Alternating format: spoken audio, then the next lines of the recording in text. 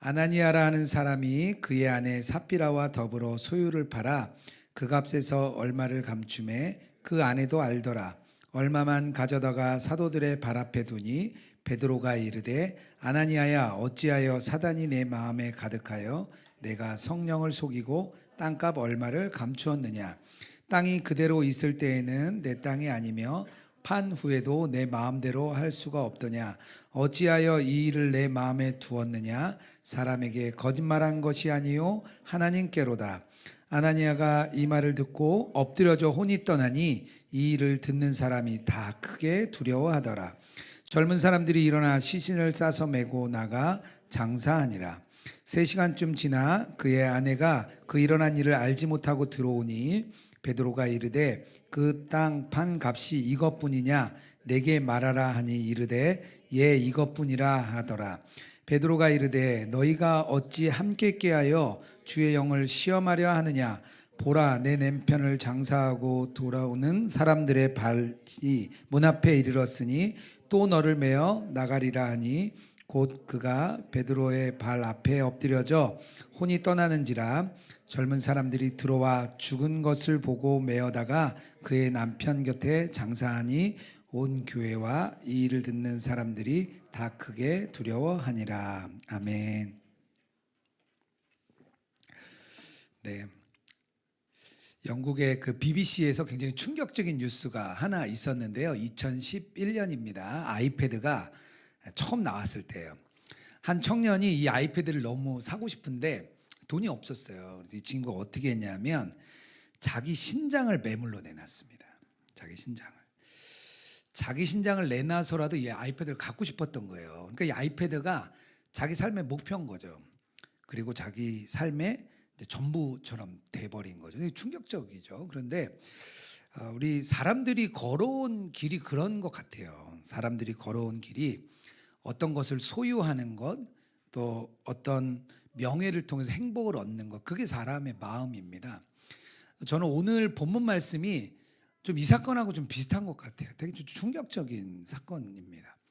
저희 목사님들 이렇게 매주 화요일마다 모여서 사도행전 우리 로잔으로 이렇게 모임에서 저희가 묵상을 하는데요. 다들 저희들도 막 여러 질문을 내놨어요. 여기는 아마 동일하실 거예요. 여기 읽으시고 이 본문을 그냥 쉽게 아우 그래 이렇게 받아들일 분은 없어요. 다 많은 의문이 생기고 참 답답한 일이죠. 하나님 왜 이렇게 행하셨을까 우리가 생각을 많이 하게 됩니다. 그런데 오늘 본문에서 정확하게 이해가 되는 단어가 있습니다. 이 아나니아와 삽비라 부부가 자기들도 초대교회 교인들처럼 이렇게 자기 소유를 나누기로 이제 결정을 했습니다. 동참하기로 한 거죠. 뭐 겉으로 보기에는 뭐 행동은 뭐 나쁠 게 하나도 없었습니다. 바나바처럼 자기의 재산을 팔아서 교회에 내놓은 거죠. 근데 그들이 다른 게 하나 있었는데 뭐냐 하면 바나바는 전부를 냈다면 이분은 일부만 낸 거죠. 일부만. 뭐 우리가 그렇잖아요. 헌금을 뭐 우리가 법만큼 다 내지 않잖아요. 우리가 일부를 내죠. 교회 일부를. 근데 이 존 스토트가 2절에 이 단어에 집중을 합니다. 뭐냐면 2절에 그 값에서 얼마를 감춤해, 이 감춤해라는 단어에 존 스토트가 딱 집중을 합니다. 왜냐하면 이게 이 내용이 뭐냐면 횡령하다, 훔치다 그런 뜻이에요. 이거 감췄다는 게. 그러니까 하나님의 것을 훔쳤다는 거예요. 하나님의 것을. 이게 근데 어디 또 나오냐면 구약에서 이 단어가 쓰인 곳이 있는데 어디냐면 여호수아서 7장입니다. 7장. 그게 뭐냐면 아간의 이야기 때 나옵니다. 이스라엘 백성이 여리고를 점령하고 그 다음 아주 작은 아이성에 들어갔다가 패하는 사건이 나오죠. 그래서 그들이 하나님께 울며 기도합니다. 하나님 이제 큰일 났습니다. 우리 이렇게 작은 민족에도 우리가 졌다면 이 다른 민족들이 우리를 얼마나 우습게 보겠습니까? 그러면서 기도를 합니다. 7장 11절이에요. 이스라엘이 범죄하여 내가 그들에게 명령한 나의 언약을 어겼으며 또한 그들이 온전히 바친 물건을 가져가고 도둑질하며 속이고 그것을 그들의 물건들 가운데 두었느니라. 하나님의 말씀이에요. 하나님이 약속 어기고 거짓말하고 속였다는 거예요.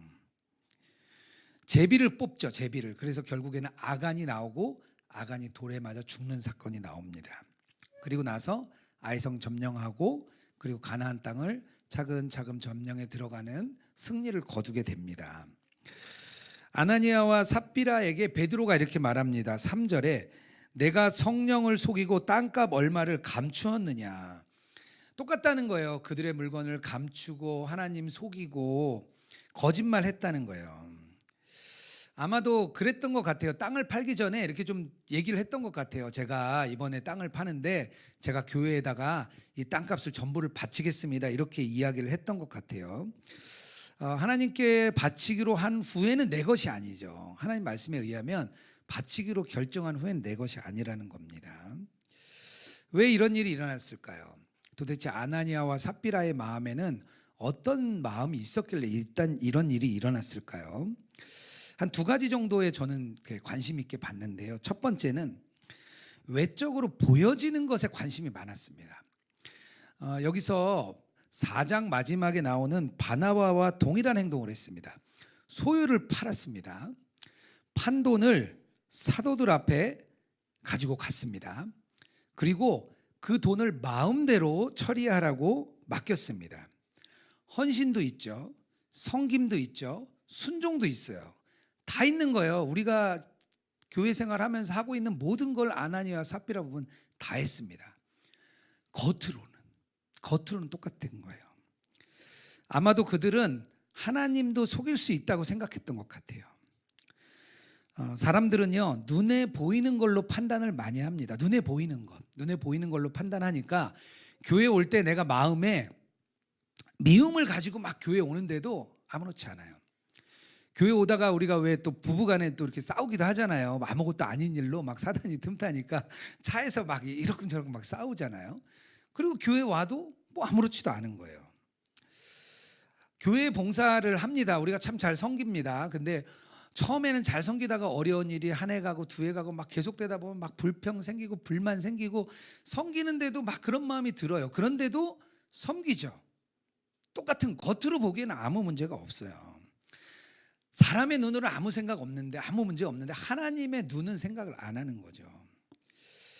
세상 사람들은 당연합니다. 그냥 눈에 보이는 것만 따라가요. 사람들은 그냥 눈에 보이는 대로 행동하고 눈에 보이는 것 위에 따라가는 게 사람들입니다. 그러니까 눈에 보이는 뭐 옷 같은 거 중요하죠.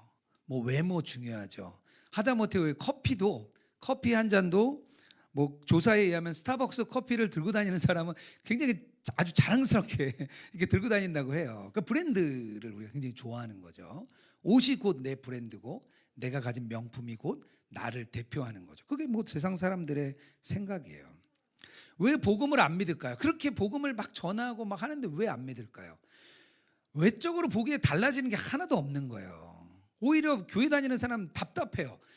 금요일 저녁부터 하면 금토주일 3일 동안 놀러 갈 때가 요즘 얼마나 많습니까?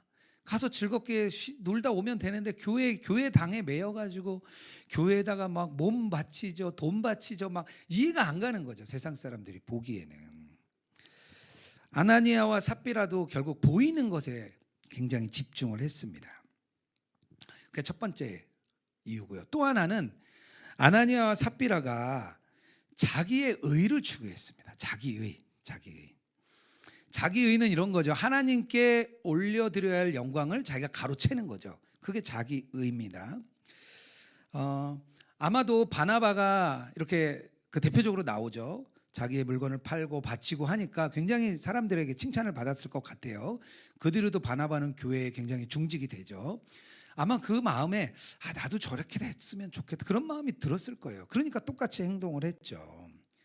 명예와 명성은 얻고 싶었고 하지만 자기의 욕심도 채우고 싶었던 거죠. 두 가지를 다 따라가고 싶었던 겁니다. 가난한 사람들을 살찌우기 위한 게 아니라 자기 자신을 살찌우고 있는 게 자기의입니다. 자기의. 4장의 초반에 4장 후반절에 초대교회가 가난한 사람들을 돕고 또 자기 물건을 내놓고 하니까 하나님의 영광이 막 드러나죠. 이런 교회는 없어. 막 그럴 정도로 하나님의 영광이 막 드러나죠. 아나니아와 삽비라는 동일한 일을 통해서 그 영광을 자기가 가로챘습니다. 하나님이 제일 싫어하는 게 자기 의를 갖는 사람이에요. 자기 의. 사탄이 천사였을 때 왜 사탄이 되고 내쫓김을 당했습니까? 자기 교만, 또 자기의 의를 채우다가 그렇게 된 겁니다. 하나님처럼 되고 싶어서 자기 숭배하다 그렇게 된 거죠. 그대로 아담과 하와에게 동일한 일이 일어나잖아요. 아담과 하와에 들어가서 너희가 하나님처럼 될 수 있다 그러니까 그거 따먹고 그런 일이 생기잖아요. 예수님께서 바리새인들을 아주 싫어했어요. 그래서 그들을 이 독사의 자식들아, 저주를 받을 자들아 막 이렇게 저주를 이렇게 막 퍼부으셨죠. 왜냐하면 그들은 하나님의 경건을 가로채 가지고요, 자기 경건의 영광을 입혀버렸습니다. 내 경건이 영광이 된 거죠. 세상 사람들 중에 착한 일 하는 사람 많습니다. 이제 많이 물어보죠. 처음 믿는 사람들이 그런 분들은 왜 천국에 못 갑니까? 자기의 사재를 털어서 어려운 사람 돕고 장학재단 만들고 좋은 일 한 사람 왜 천국에 못 갑니까? 그런 얘기 많이 물어보죠. 왜 그럴까요? 자기의예요. 자기의. 자기가 그 영광을 가지고 그것 때문에 내가 높아지면, 한껏 높아지면 하나님이 그거를 제일 싫어하는 거죠. 착한 일을 하려다가 아주 나쁜 죄를 짓게 되는 겁니다. 그래서 세상에서 아무리 착하게 살아도 천국에 갈 수가 없는 거예요. 언젠가는 자기가 그 의를 갖고 자기가 높아지는 일이 있거든요. 정리해보면 아나니아와 삽비라의 외적인 모습 중요하게 생각하고 자기 의를 취했던 것, 그것 때문에 하나님께서 그들을 죽음으로 몰아내셨습니다. 그런데 이 내용을 보면 왜 그랬을까? 아나니아와 삽비라는 왜 그랬을까? 하나님은 이걸 알려주고 싶었던 것 같아요. 이 근원적인 이야기. 3절에 나옵니다. 어찌하여 사단이 내 마음에 가득하여. 4절에 또 말합니다. 어찌하여 이 일을 내 마음에 두었느냐. 나중에 삽비라가 또 오죠. 9절에 말합니다. 어찌 함께 꾀하였느냐. 그 마음에 문제가 있다는 거예요. 마음에 문제가 있다고 말합니다. 어찌하여라는 표현은 4장 25절에 나오죠. 세상의 상태를 말할 때 그런 표현을 쓴다고 말씀드렸습니다. 어찌하여 열방이 분노하며 족속들이 허사를 경영하는가. 어찌하여 삽비라의 그 마음에 세상이 들어왔다는 거예요. 세상과 똑같은 일을 아나니와 삽비라 하고 있다고 말하고 있습니다. 교회 내부에 세상이 들어온 거예요. 아나니아 삽비라 성도들의 마음에 교회의 세상이 들어온 거죠. 하나님이 그래서 그 마음의 중요성을 알려주고 싶었습니다. 아나니아와 삽비라 마음에 사단이 가득했죠. 교회의 시작과 동시에 교회를 타락시키고자 하는 사단의 역사도 같이 시작되고 있습니다. 그것을 베드로가 말해주고 있는 거예요. 이 사건의 전말을 말해주고 있는 거죠. 본질적인 문제 마음에 있다. 너희들 마음에 있다는 거예요. 마음에 가득한 게 무엇이냐에 따라서 우리의 행동이 달라집니다. 마음에 뭐가 들었냐에 따라서 우리의 방향을 따라가게 되어 있습니다. 그들이 지식이 없었을까요? 그들은 같이 모여서 예배했고 하나님의 말씀 들었고 다 배웠던 사람들이에요. 여기 보면 그 이야기가 막 나오잖아요.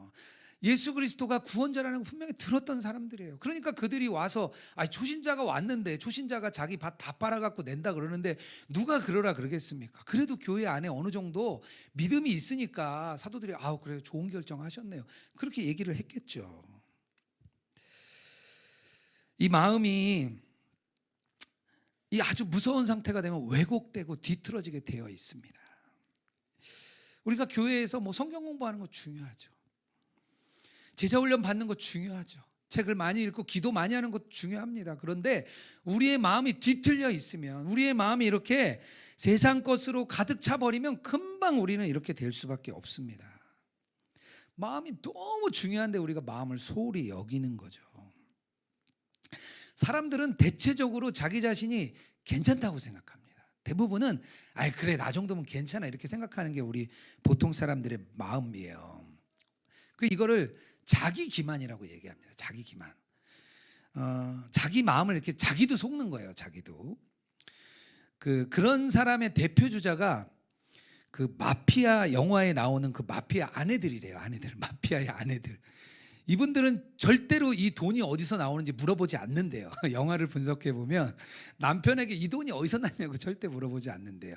가끔 친했던 자기의 동료들이 없어져도 물어보지 않는데요. 그리고 막 이렇게 주변에 경찰과 FBI가 자기 집을 늘 감시하는데 왜 그런지도 물어보지 않는데요. 그게 영화뿐만 아니라 마피아 역사라는 책에도 그런 이야기 나오더라고요. 그 자기 돈이 어디서 나오는지 알면은 양심의 가책이 느껴지잖아요. 그래서 자기 기만을 하는 거죠. 자기의 정말 무서운 것은요, 이게 자기 기만하는 거예요. 자기의 그 마음의 상태를 왜곡시켜 버리는 거죠. 그러면 어떤 일이 생기냐면 예수님과 우리가 분리돼 버립니다. 예수님과 분리돼 버려요. 성경에서 다윗 왕은 정말 최고의 왕입니다.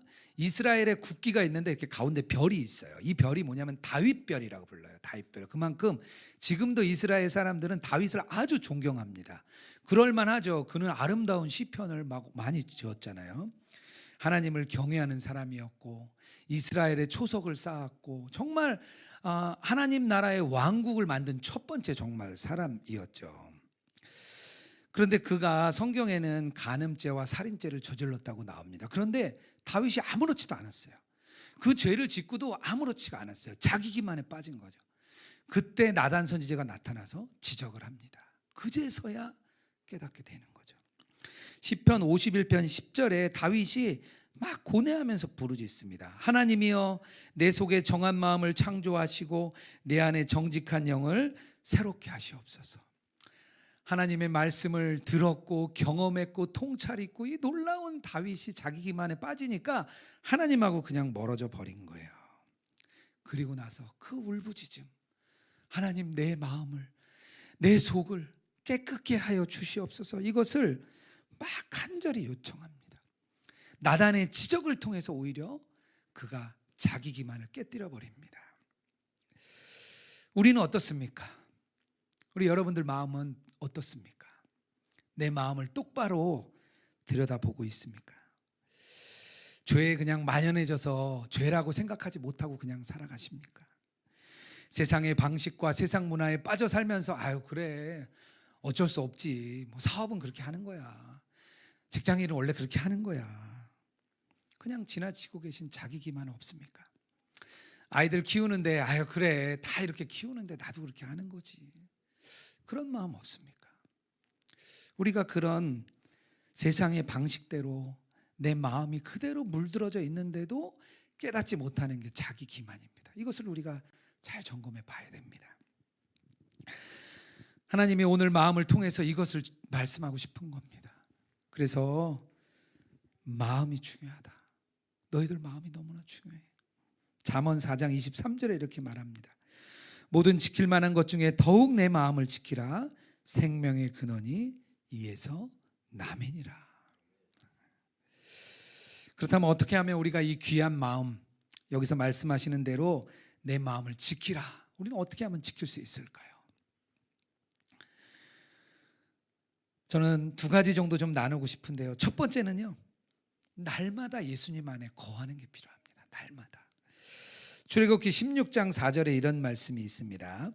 내가 너희를 위하여 하늘에서 양식을 비같이 내리리니 백성이 나가서 일용할 것을 날마다 거둘 것이니라.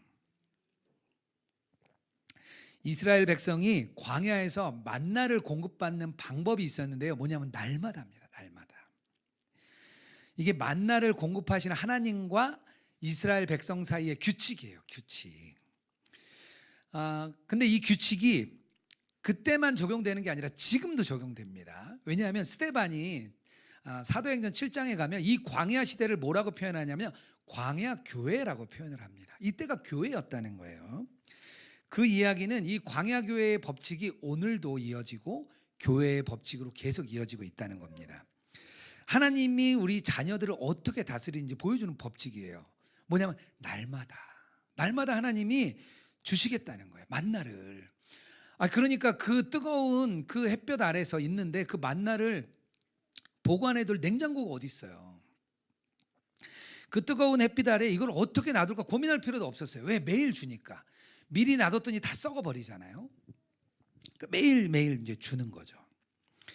매일 은혜를 주시겠다는 게 하나님의 약속입니다. 매일. 이 말씀은 내일에 대한 염려를 걷어버리라는 겁니다. 내일에 대한 염려. 오늘만 우리 거예요. 오늘만. 내일은 누구 거? 하나님 거. 하나님. 이게 하나님의 법칙입니다. 우리는 오늘만 마음을 지키면 돼요. 오늘만. 내일 어떻게 될까? 모레 어떻게 될까? 필요 없어요. 오늘만 지금만 내 마음을 지키면 됩니다. 막 너무 힘들 때 그때 마음을 잘 지키면 됩니다. 날마다 예수님 안에 그래서 거하는 게 필요해요. 이거는요, 마음을 막 단련하고 막 노력하는 게 아니라 그냥 예수님 안에 거하는 거예요. 예수님 안에 거하는 것. 하루 동안 우리에게 매일의 양식이 주어졌습니다. 날마다 그분의 말씀을 듣고 그분 안에 거하는 사람은요, 점점 신앙이 자라게 돼 있습니다.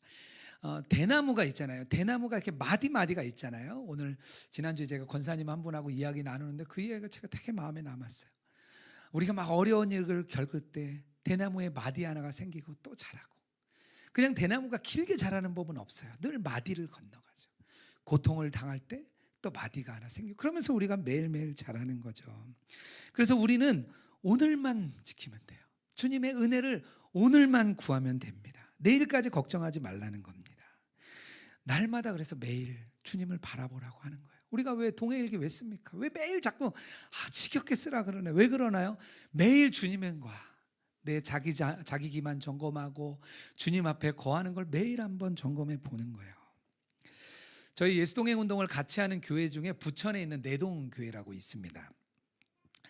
거기 목사님 천성환 목사님하고 제가 참 좋아하는 목사님인데요. 한 10년 정도 넘게 이렇게 예수의 사람 제자 훈련을 이렇게 해오셨습니다. 10년 동안 이렇게 제자 훈련을 하시니까 자연스럽게 동행일기를 이렇게 쓰시게 되더라고요. 그래서 본인은 좀 쓰시는데 교회에는 좀 잘 적용을 못 하셔서 제가 코로나 전에도 몇 번 목사님 교회에 한번 좀 이렇게 적용해 보시면 좋겠습니다, 이렇게 계속 말씀을 드렸는데 잘 이렇게 적용을 잘 안 하시더라고요. 그래서 좀 의아했어요. 왜 그러실까? 그런데 나중에 이 목사님이 간증을 하셨는데요. 그 내용을 듣고 제가 이해가 좀 갔어요. 이런 내용이에요. 책에 실렸기 때문에 제가 좀 나눕니다. 네. 제자 훈련을 시작하고 교회 내의 영적 분위기도 많이 바뀌었습니다. 그러나 제자 훈련 기수가 더해가고 시간이 흐를수록 훈련받은 성도들의 삶이 점점 더 성숙해 가는 것이 아니라 옛 삶으로 회귀하는 현상을 보게 되었습니다. 더러는 제자 훈련을 받고도 삶의 차이가 별로 없는 경우가 태반이었습니다. 누가 봐도 저 사람 정말 삶이 변화되었다고 추천할 만한 사람은 극소수였습니다. 정말 낙심이 되었습니다. 그저 몇몇 사람을 위안으로 삼고 목양을 계속했지만 스스로 인내의 한계를 느꼈고 심신이 지쳐갔습니다. 그러다가 예수동의 일기를 접하게 되었습니다. 그러면서 나 자신을 포함해 우리 교우들이 딜레마에 빠진 원인을 발견했습니다. 그것은 날마다 주님과 행복한 동행의 삶이 지속되어야 하는데 그렇지 못했던 것입니다.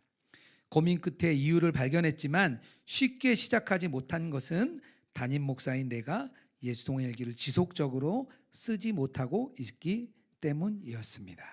이렇게 목사님이 간증을 해주셨어요. 그리고 나서 본인이 그런 마음을 느꼈대요.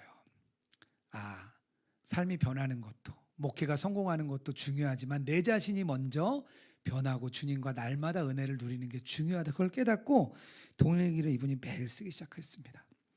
저희가 작년이 참 특별한 해였어요. 저희 내동교회에 저희가 성인들 대상으로 동행훈련 시켜주고, 청년들 대상으로 우리 이명재 목사님하고 저하고 가서 훈련시켜주고, 청소년 대상으로 우리 또 임동영 목사님 가서 훈련시켜주고, 저희들이 전방위로 어떻게 그 교회랑 연결이 됐어요. 그래가지고 작년에 너무 뜨겁게 이 부천 내동교회가 막 일어났습니다. 이런 간증들이 막 성도님들 안에 막 놀랍게 일어났습니다. 날마다의 은혜가 중요합니다. 날마다 우리가 간증하라고 하면 10년 전, 20년 전 했던 간증해요. 그러고 나면 더 이상 할 얘기가 없어요. 10년치 다 했거든요. 날마다의 은혜가 필요합니다. 날마다 주님이 주시는 은혜가 있어요. 그렇지 않으면 우리가 날마다 은혜 못 누리면요, 아나니와 삽비라처럼 금방 외적인 것에 우리의 눈이 가게 되어 있습니다. 우리의 마음은 그렇게 가게 돼 있어요. 그래서 우리는 날마다 주의 은혜를 받고 또 날마다 나를 점검하고 내가 혹시 자기 기만에 빠진 것 아닌가, 우리가 날마다 점검을 해야 됩니다. 그런 저와 여러분 되기를 주님의 이름으로 축복합니다. 또 한 가지가 있는데요, 두 번째는 뭐냐면 자기의를 버리는 거예요. 아나니와 삽비라가 갖고 있던 자기의, 그걸 버리는 겁니다. 에베소서 4장 22절 말씀입니다. 너희는 유혹의 욕심을 따라 썩어져 가는 구습을 따르는 옛 사람을 벗어버리고. 우리에게 두 종류의 원수가 있는데요. 이게 사단이 이 두 종류의 원수를 아주 잘 활용합니다. 하나는 세상이에요. 세상을 이용해서 막 공격합니다. 우리가 4장에 벌써 막 세상을 통해서 교회를 막 핍박하기 시작했잖아요. 또 5장 후반절에 가면 또 나옵니다. 그 세상을 통해서 공격을 해요. 교회와 개인을 핍박합니다. 또 하나는 뭐냐면 우리 안에 있는 자아입니다. 자아를 통해서 우리를 또 공격합니다. 오늘 말씀이 그런 거죠. 그런데 자아가 세상보다 더 위험하고 더 어렵습니다. 어떤 사람은 세상을 버리는 일에는 아주 뛰어난 진보를 보입니다. 반면에 자기 의를 버리는 일에는 아주 어렵습니다. 자기에게 기만을 당해서 지배당하는 경우가 너무 많아요. 예수님을 따라 제자가 된 베드로가 이렇게 얘기합니다. 보소서, 우리가 모든 것을 버리고 주님을 따랐습니다. 이렇게 얘기를 해요. 진짜 그랬죠. 모든 것을 버리고 주님을 따랐죠. 그런데 어떡하죠? 베드로가 막 얘기를 잘못하니까 예수님께서 사단아 뒤로 물러가라 막 얘기하죠. 사단이 내 안에 가득하다 막 얘기를 하잖아요. 그리고 나중에 어떻게 되죠? 예수님 부인하고 막 슬피 웁니다. 슬피 울어요.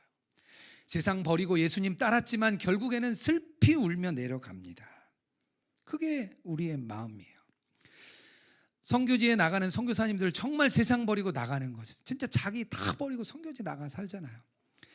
저희가 선교사님들 세미나하러 가보면 선교사님들 참 어려움이 많아요. 자기가 선교지에 나갔는데 또 거기 가니까 세상이 또 있는 거예요. 내 속에 자아가 있고 그 이겨내기가 너무 힘들다고 얘기를 합니다. 선교 단체 중에 선교 배를 운영하는 곳들이 있습니다. 배 타고 이렇게 다니는 곳들이 있어요. 그런데 그 대표 선교사님이 그런 얘기 하더라고요. 2년을 못 버틴대요. 2년 지나면 그 조금 배 안에서 너무 싸워가지고 막 그러고 이제 나온대요. 부족 선교하시는 그 여재호 목사님 그런 얘기 해주시더라고요. 한 3명씩 이제 부족 선교하러 들어간대요. 마지막에 어디까지 가냐면 같이 간 동역자가 저 사람은 분명히 예수님을 안 믿는 게 맞아. 이 사람에 내가 복음을 전해야 돼. 이렇게까지 가야 끝이 난대요. 그만큼 어려운 거예요. 자아를 이기는 것. 우리가 생명 다해 주님을 사랑한다고 우리가 하죠. 근데 자아를 탈출하는 일은요, 세상을 버리는 것보다 훨씬 더 힘들고요, 훨씬 더 많은 대가를 치러야 됩니다. 제자들은 세상을 버리는 일은 예수님을 따르는 그 시작부터 됐어요. 3년 동안 세상을 버리는 일이 시작됐습니다. 그런데 자아를 버리는 일은 언제 시작되냐면요, 십자가로부터 시작이 됩니다. 십자가로부터. 자기가 소망했던 모든 것이 무너지는 그 절망 속에서 자아로부터 살출할 때는 내가 생각했던 모든 소망이 다 무너지고 절망 속에 처하는 그 순간이 우리가 자아를 이기는 순간입니다. 아직도 나는 할 만해. 나는 아직도 할 수 있지. 그래, 나 죄와 싸울 거야. 그런 사람 절대 이길 수가 없어. 자기 자신에게 절망하고 실망하고, 그래, 난 안 되지. 그런 절망이 시작된 사람, 그곳이 자기 의를 버리는 시작입니다. 제자들은 예수님의 십자가에서 자기 의를 버리기 시작했습니다. 마지막 절망 속에서 자기 의를 내려놓으면 그때부터 주님은 일하시기 시작합니다. 우리로 꽉 차 있고 우리가 할 수 있고 우리의 노력과 우리의 열심이 남아있을 때 주님은 아무것도 할 수가 없습니다. 그저 지켜보시는 거죠. 그래, 더 해봐라. 기다려줄게. 얼마나 가나 보자. 주님은 그렇게 말씀하시죠. 하지만 우리가 전적으로 주님을 향하고 하늘로 향하면 주님이 그제서야 일하기 시작합니다. 우리의 절망 속에서 주님은 일하시고 우리의 마지막 밑바닥에서 주님은 일하기 시작합니다. 그게 복음이죠. 그게 은혜인 거죠. 저희가 하고 있는 예수동행 운동이 있는데요. 이 로그인 처치도 우리 예수동행 운동의 기반 위에서 또 우리 예수동행 운동의 일환 위에서 로그인 처치가 세워졌습니다. 예수동행 운동에서 가장 큰 역할을 하는 것 중에 목회자 대상으로 하는 세미나가 있습니다. 그 세미나가 저희 중요한 역할 또 통로가 되어 있습니다. 제가 지난번에 말씀드린 것처럼 저도 이 세미나를 참 오랫동안 잘 섬겼습니다. 오랫동안 예수동행 세미나 섬겼고 예수동행 운동도 오래 참 섬겼습니다. 여러 번 앱을 또 만드는 일도 막 했어요. 앱도 이제 이번에 4번째 앱을 만들고 있고요. 또 출판도 또 열심히 또 했고요. 각 교회를 열심히 다니면서 예수동행 훈련도 이렇게 시켜드렸습니다. 그래서 그래도 예수동행 운동에는 제법 전문가다라는 소리를 듣고 저 혼자 그렇게 생각해요. 제가 전문가라고 생각해요. 그런데 하나님은 이런 마음을 되게 싫어하시더라고요. 그러니까 야 그래 이제 너 예수동행 운동 했으니까 너 전문가 이런 마음을 되게 싫어하시더라고요. 다음 달에 저희가 이제 4월에 홍콩에 이제 세미나를 하러 갑니다. 목회대상 세미나를 하러 가는데요. 그 세미나를 준비하기 위해서 이번 주에 모임을 이제 모였어요. 저희 준비팀들이 모임을 모였는데 제가 말씀을 이렇게 준비하는데 주님이 저에게 그런 마음을 주시는 거예요. 너희들이 그곳에 가는 이유는 너희들이 잘나서 가는 거 아니다. 너희들이 예수동행 전문가가 돼서 가는 거 아니다. 그런 마음 주시는 거예요. 왜 너희들이 가느냐? 그곳에 가는데 너희들은 가서 이런 얘기를 하라는 거예요. 우리 당신들과 똑같습니다. 우리는 무너졌고 쓰러졌고 넘어졌고 실패했던 사람들입니다. 우리는 다 무너져서 아무것도 할 수 없던 사람들인데요.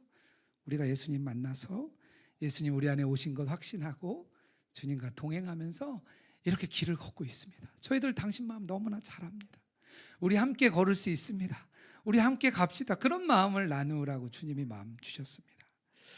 그래서 생각해 보니까 그런 것 같아요. 제 자신을 돌아보니까 정말 주님과의 동행을 우리 함께 했던 우리 성도님들 통해서 배우고 또 유기성 목사님한테 배우고 또 같이 동역하는 우리 동역자들에게 배우고 늘 넘어졌다 또 다시 일어나고 쓰러지면 우리 동역자들이 같이 또 안아주고 우리의 약함을 고백하고 그러면서 우리가 주님과의 동행의 길을 막 가고 있더라고요.